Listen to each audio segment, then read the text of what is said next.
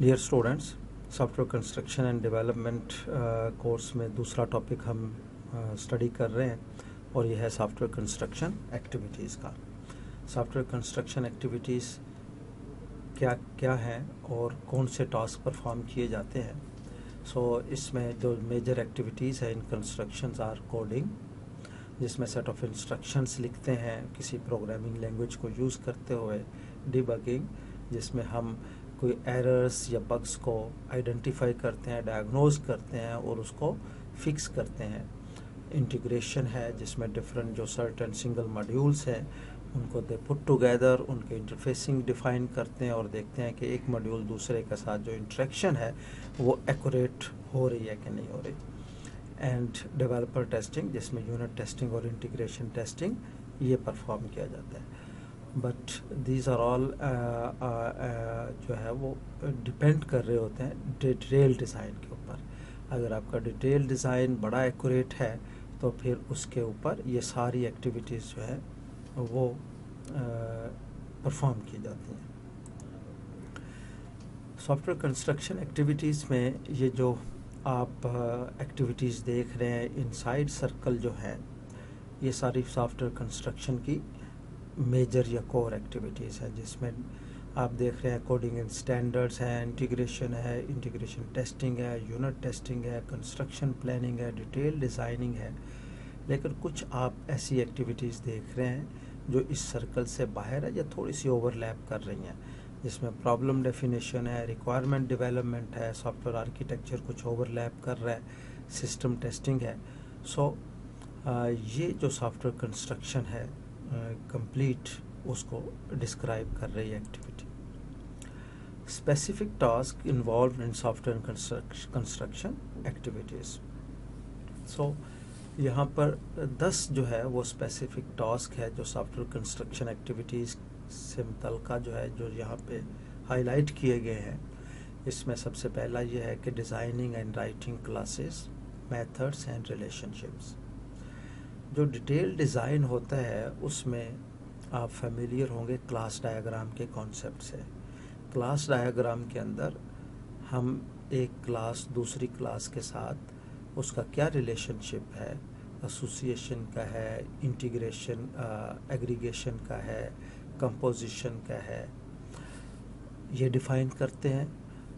और उस क्लास का नाम, उस क्लास के जो डाटा मेंबर्स हैं या उसके जो फंक्शंस हैं वो डिफ़ाइन वो वहाँ पे लिखे जाते हैं।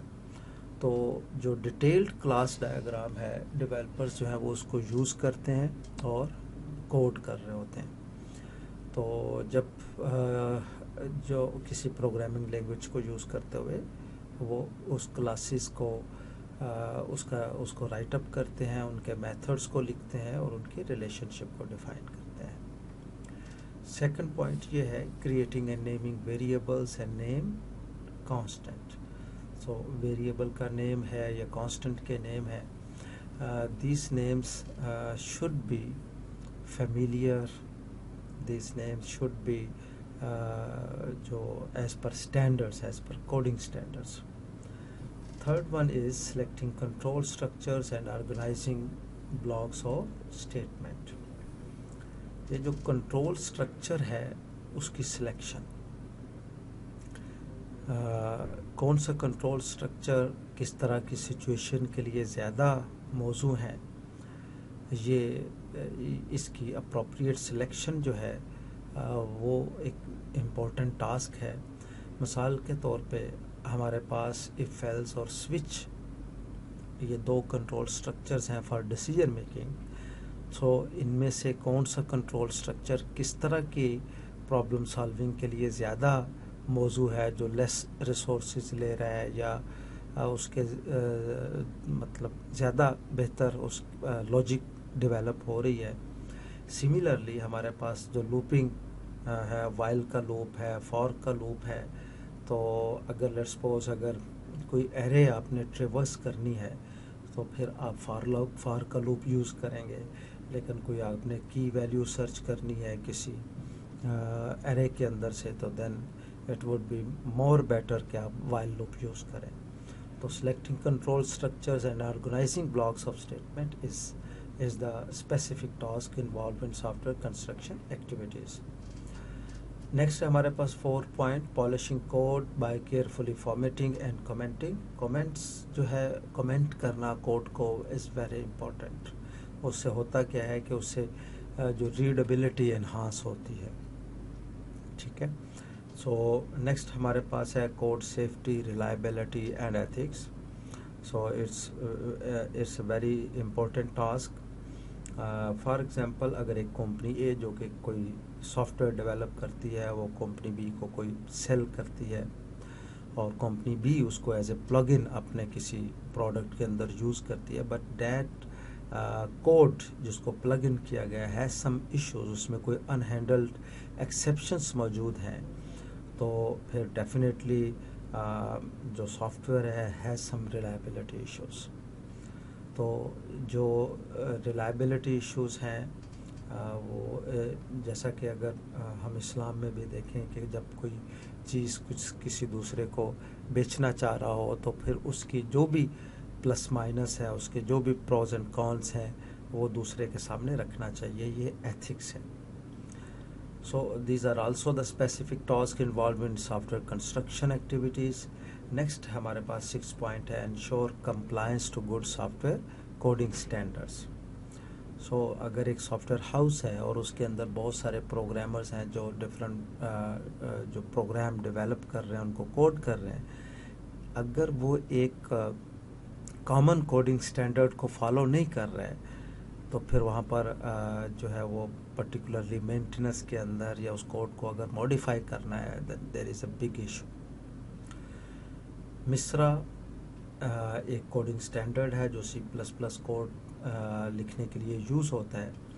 तो जो है वो इस बात को इंश्योर कंप्लायंस के जो कोई भी कोडिंग स्टैंडर्ड जो आप फॉलो कर रही है कोई भी सॉफ्टवेयर हाउस, तो सभी एक ही कोडिंग स्टैंडर्ड फॉलो करें.